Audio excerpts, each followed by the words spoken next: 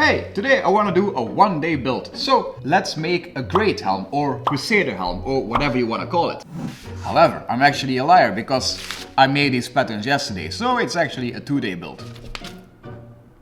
The useful patterns for this one will be available on our Patreon, for free by the way, just like all our previous and upcoming patterns. Luckily, every one of them fits on printing paper, so there's no need to tape anything together. Now I'm gonna make most of it out of 5mm high density foam. You could also do it out of 7 probably. I would not recommend using 10 because that would probably be too thick.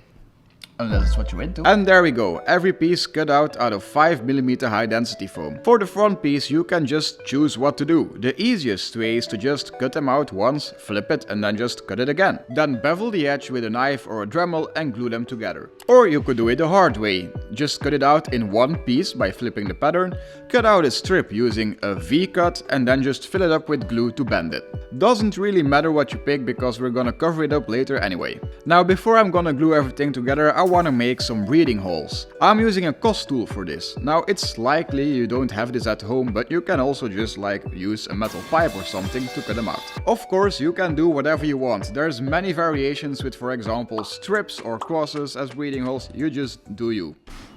Trypophobia jump scare incoming. I actually made a few holes too many because I forgot about the details on top of it. Ain't that just the way? Now I'm gonna glue everything together using contact cement. Apply a thin layer on both sides, let it rest for 3 minutes and press them together. I like to start with the nose part in the front piece. So we made the front, now we have to make the back side. And for the back we have these two pieces that have to be glued together. But I think that it's better to first do some heat shaping, of course using a heat gun. But I also like to use an anvil, because then you can just shape it like this and it's just way easier. Now of course, I'm well aware that most people don't have this at home. So what do? Just use your kneecaps. It works. Now I'm not your dad, but I'm still gonna tell you to be safe and use a mask. And please don't burn yourself. Unless it's what you're into. Now with the two pieces heat shaped, I also glue them together with contact cement and glue them to the front as well.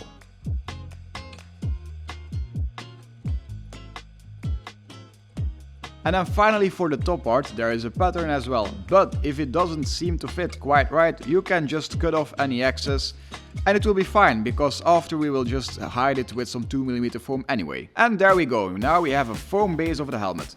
Next up, it's time for some finishing work. You can also do whatever you want with this, but I'm gonna keep it pretty basic. First up, I glued a strip of 2mm foam around the seam at the top of the helmet just to hide it. Then I cut out the cross visor section as well and glue it with some superglue. Contact cement would work as well, but I'm lazy. And then finally, the whole thing needs a lot of rivets all over. There's many ways to do this. The old school method is to use googly eyes. You can cut off slices from a foam dowel. And in my case, I'm just gonna use the same Cos tool again, but this time I'm gonna keep what I cut out and glue it on top of the helmet. You can put them wherever you like. I just like to put them in places where I think they would make sense.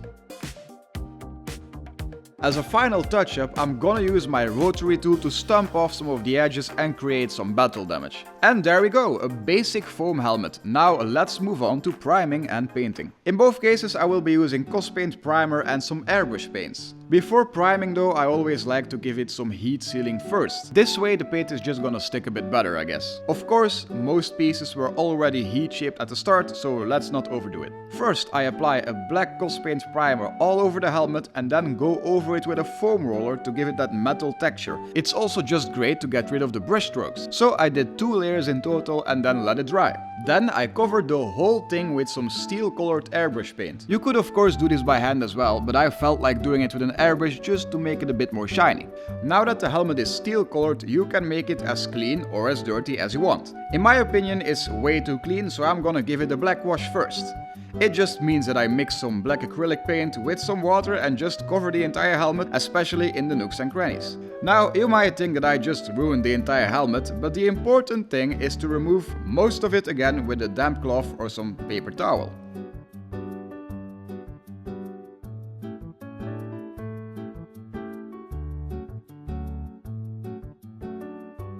When done, I use some Panther Black Cospaint to go all around the battle damage and bolts that we placed. After this, I start dry brushing some 14k gold to give it that more iconic Crusader helmet look.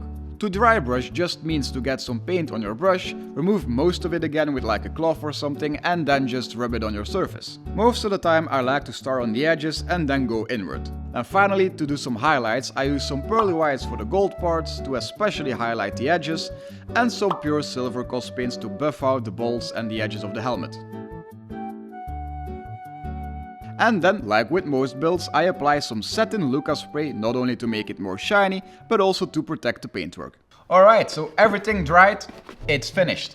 Now you could of course still add like chin straps on the inside so that the helmet follows the movement of your head.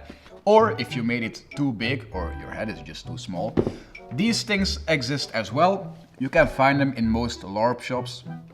Makes you look like a peasant. Morning, your lordship! It's 12 PM, I wanna go home. It's still a one-day build though, but it took me like 13 hours. Anyway, like, subscribe, share, comment, join our Discord or something. Whatever. I'm Skyshark and I will see you in the next one.